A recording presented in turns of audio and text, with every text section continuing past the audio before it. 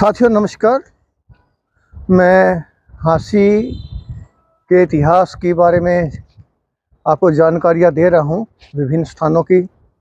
ये जानकारी आपको कैसी लगती हैं, शेयर कमेंट्स आप ज़रूर करें और अच्छी लगे तो हौसला बढ़ाएं। और एक नया वीडियो लेकर के मैं आपके सामने फिर हाजिर हूँ। आइए देखते हैं। नमस्कार साथियों, इस समय मैं हांसी के इस जगह खड़ा हूँ। इसको कहते हैं चार कुतुब दरवाज़ा। ये दरवाज़ा हांसी की चार दीवारी के इस भाग में 1796 के आसपास बनाया गया था और 1947 में ये दरवाज़ा ख़त्म हो गया था और इसका नाम है चार कुतुब दरवाज़ा। क्योंकि ये जो आप देखिए, ये मेरे पीछे दरवाज़ा आया है, ये है चार कुतुब जो दरगाह है उसका दरवाज़ा। यहाँ से अगर हम अंदर जाएंगे तो सूफ़ी संतों की दरगाह है चार कुतुब। तो मैं उसके बारे में आपको जानकारी दूंगा। तो हम चलते हैं दरगाह चार कुतुब के अंदर वाले भाग में। और यहाँ से जैसे ही हम अंदर प्रवेश करते हैं तो ये सामने दिखाई देता है एक और दरवाज़ा और ये रास्ता।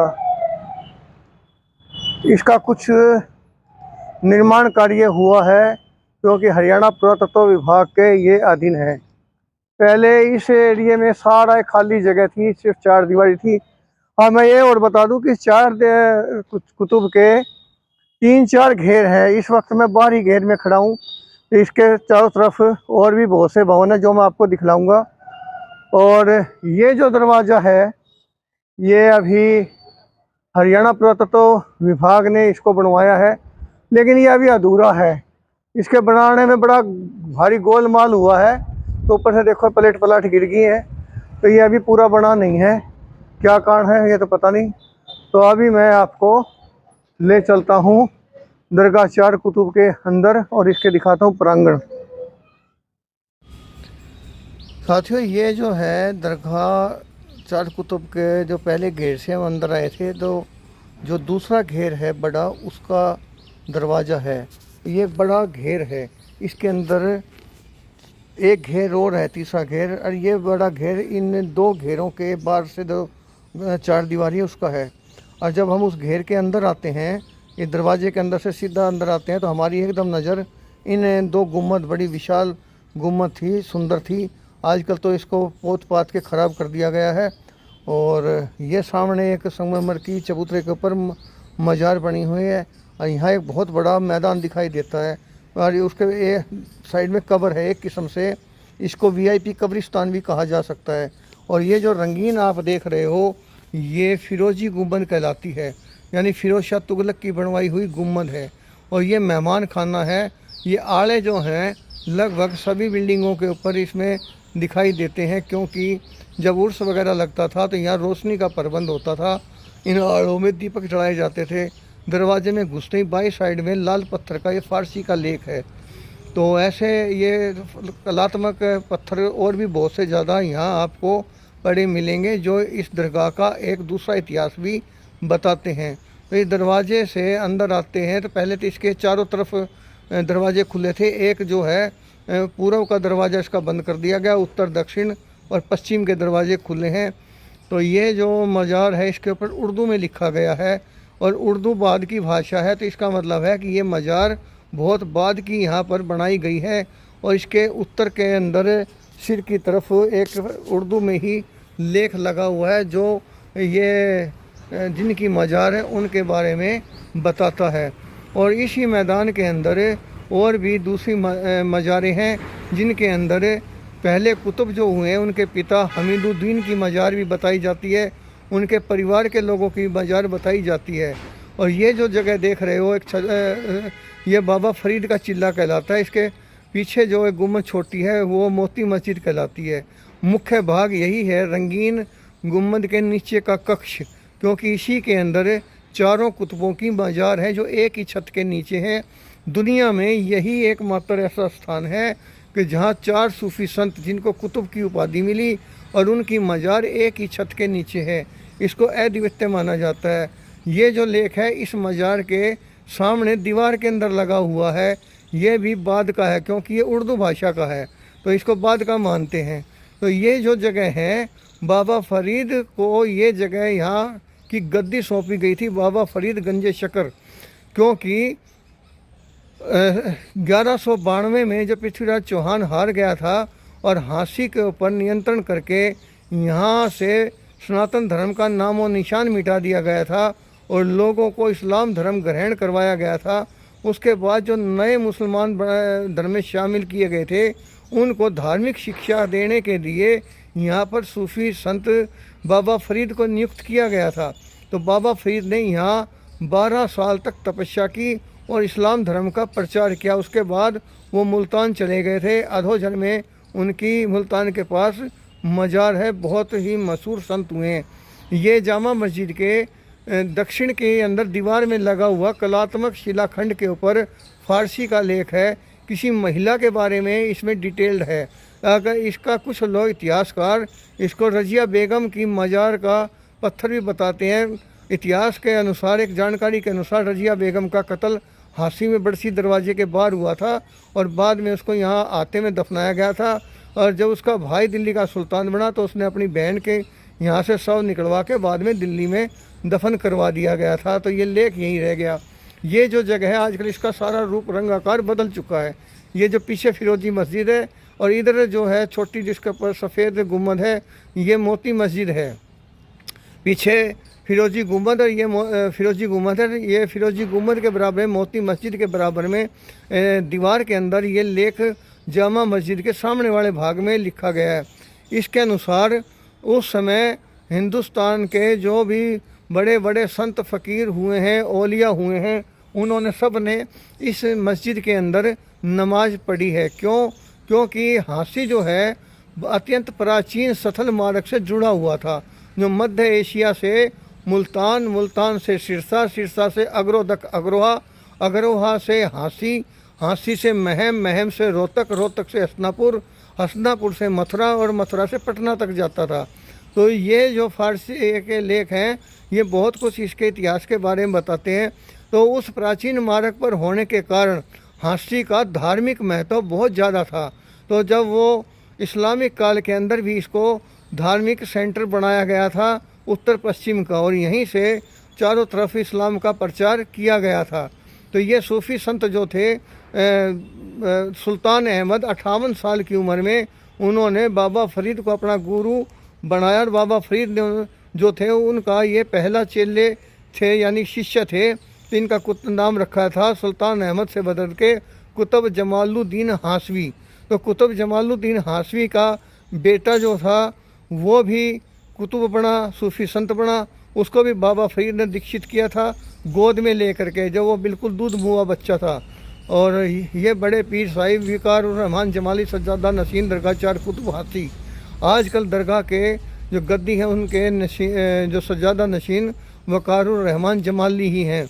तो मैं बता रहा था कि दूसरे कुतुब बने, फिर उनका बेटा वो भी कुतुब बना, फिर उनका बेटा वो भी कुतुब बना। तो 4 कुतुब एक के बाद एक हुए सूफ़ी संत में, और उनकी देहांत के बाद उनको एक ही जगह दफनाया गया, एक छत के नीचे दफनाया गया। तो उसके बाद ये दरगाह 4 कुतुब कहलाने लगी। ऐसा भी कहते हैं 5वें भी कुतुब की उपाधि दी गई थी, लेकिन वो 5वां कुतुब उनका देहांत कहाँ हुआ, उनकी मज़ार कहाँ है, किसी को नहीं पता, क्योंकि वो घुमंतू बताए जाते हैं। अगर वो 5वें कुतुब भी यहाँ होते तो इसका महत्व और भी ज़्यादा बढ़ जाता, क्योंकि आज पूरी दुनिया के अंदर सूफ़ी संतों के सिलसिले में, जमालिया सिलसिले में ये जो दरगाह है ये पूरी दुनिया में अद्वितीय है। तो इस तरह से ये इस्लामिक धर्म का सेंटर रहा। 4 कुतुबों की जगह जो है कुतुब परिवार पहले जो किला हमारे शहर के अंदर है इसके पास कहीं उनका निवास था, लेकिन जब ये यहाँ पर उस समय इसको खानका कहा जाता था, खानका। उसके बाद तीसरे कुतुब के बाद बहुत से जो इनके परिवार के लोग थे इस खानका के अंदर ही रहने लग गए थे और यहीं रह करके वो अपना कार्य करते थे। तो इस तरह से हाँसी का अपना एक अलग महत्व है। ये जो मैदान आप देख रहे हो, दरवाज़ा देख रहे हो, आज इसका रूप और रंग आकार बदला जा चुका है और इसकी बहुत सी जगह लीज पर दी जा चुकी है, यानी बहुत सा अतिक्रमण हो गया है और लीज पर दी जा चुकी है। हालांकि आजकल इसका नियंत्रण हरियाणा पुरातत्व विभाग के हाथ में है। मैं एक बात और बता दूं कि हाँसी 1947 में मुसलमान जो यहाँ से सभी के सभी पाकिस्तान मुल्तान चले गए थे, उनके अंदर वो परिवार भी था जो कुतुबों का वंशज था और उनके अंदर जो क्रिकेट कैप्टन हुए पाकिस्तान के इमामुल हक, उनका परिवार भी था। इमामुल हक के परिवार को पीर परिवार कहा जाता है और हाँसी में गोल कोठी जो है वो उसी परिवार की है और इसी के पास, गोल कोठी के पास ही उनका मोहल्ला था, उसको पीर मोहल्ला कहा जाता है। पीर मोहल्ले के पास में ही मुग़लों का मोहल्ला था जिसमें मुग़ल परिवार रहता था। यहाँ मुग़ल, पठान जो हैं और पीर, बड़े बड़े जो उस समय के इस्लाम के परिवार थे, उनके लोग भी हाँसी के अंदर रहते थे। तो 2004 में जब क्रिकेट मैच हुआ था भारत पाकिस्तान का, तो उस दौरान इमामुल हक के पिताजी, उनका बड़ा भाई एहतरामुल हक, वो हाँसी आए थे और यहाँ पर उन्होंने सजदा किया था और उन्होंने काफ़ी कुछ इसके बारे में बताया भी था। और 1958 तक पाकिस्तान मुल्तान से बहुत से लोग आते थे। ये जो काली गुम्बद आप देख रहे हो, ये मीर तिजारा की है, अर्थात जब उसने इस्लाम धर्म ग्रहण कर लिया तो मीर तिजारा कहा। उससे पहले उसका नाम था लखी बंजारा। और इसके बारे में तज़किरा हाँसी में पूरी डिटेल में लिखा गया कि दूसरे कुतुब के समय में उसने इस्लाम धर्म ग्रहण कर लिया था। तो लखी का मतलब होता है लखपति और बंजारे का मतलब होता है गुमंतु, व्यापारी। तो जब उसने इस्लाम धर्म ग्रहण किया तो मीर तिजारा, मीर माने भी अमीर और तिजारा माने व्यापारी, तो वो नाम इसका रखा गया। जब उसका देहांत हुआ, हालांकि उसने ये मज़ार अपने जीते जी ही बनवा ली थी, और जब उसका देहांत हुआ तो इसमें इसको दफनाया गया। यहाँ एक बहुत बड़ा कुआं था, इसके अंदर शिलालेख मिला है, वो आगे आपके सामने आएगा। तो उसके अंदर बताए स्किनर ने बनवाया था और यहाँ से पानी अंदर आता था एक छोटे तालाब में वजू करने के लिए। तो कुओं से पानी चरस से निकाल के नाली के द्वारा वहाँ डाला। अब ये देखिए, स्किनर हॉर्स रेजिमेंट के कर्नल जेम्स स्किनर की 2 बेगमें मुस्लिम थी और वो हाँसी से ताल्लुक़ रखती थी।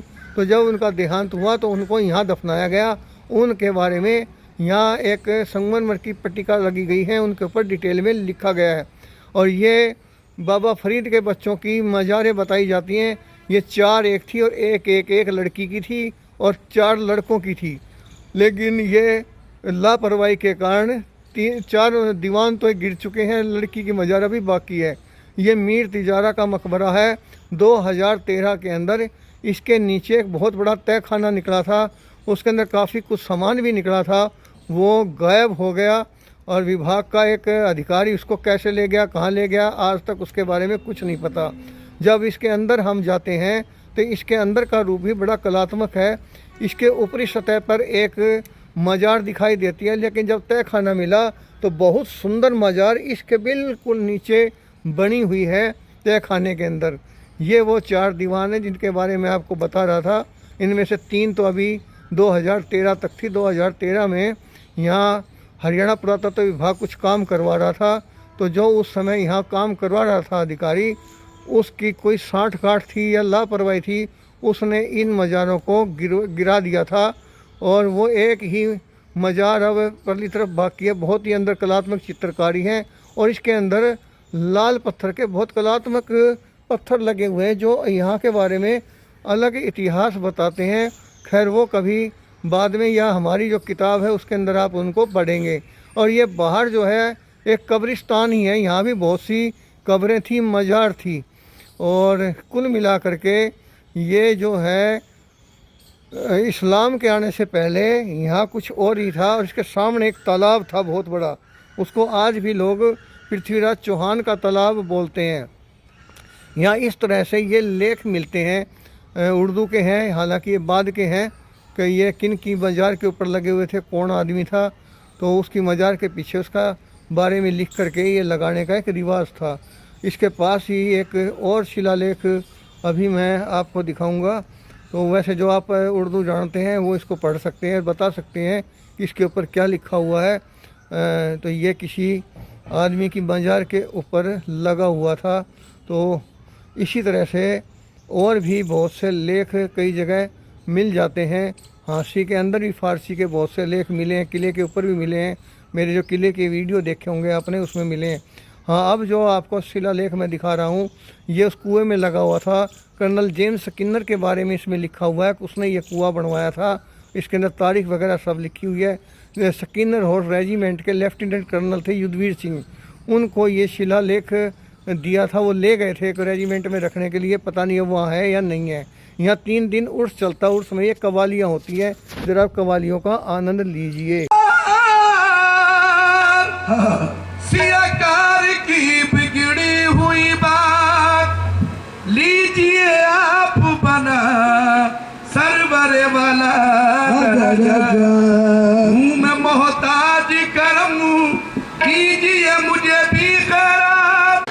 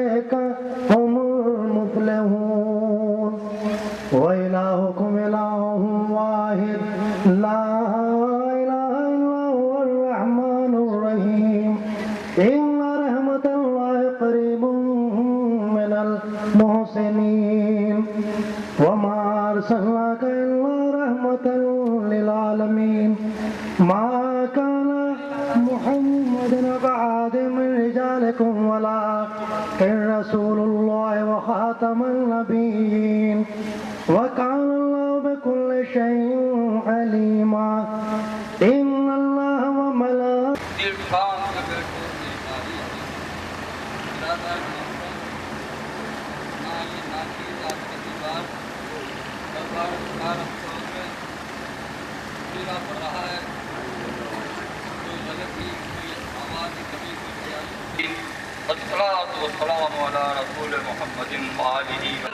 मोमिन खुदा के वास्ते याद रख कर, बंदे मोमिन खुदा के वास्ते, फिर दुआ अल्लाह से कर मुस्तफा के वास्ते।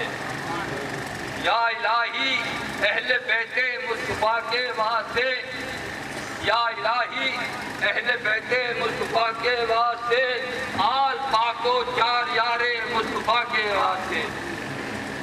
ए खुदाए जुल्मनन बहरे अली मुर्तज़ा ख्वाजाए बकरी हसन शाहे खुदा के वास्ते।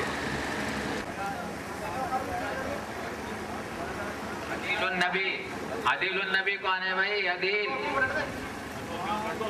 आदिल कौन है? ले लो आदिल नबी वलीउल इस्लाम साहब।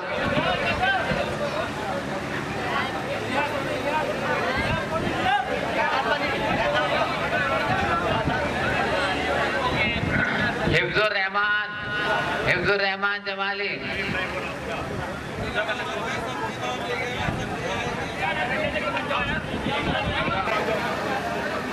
मकबूल भाई, मकबूल भाई,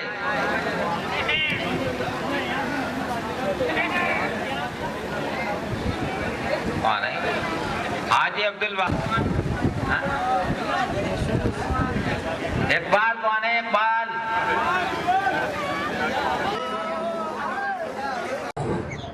दोस्तों, ये जानकारी आपको कैसी लगी शेयर कमेंट्स ज़रूर करें और अगली वीडियो लेके मैं फिर हाजिर होऊंगा। नमस्कार, जय हिंद।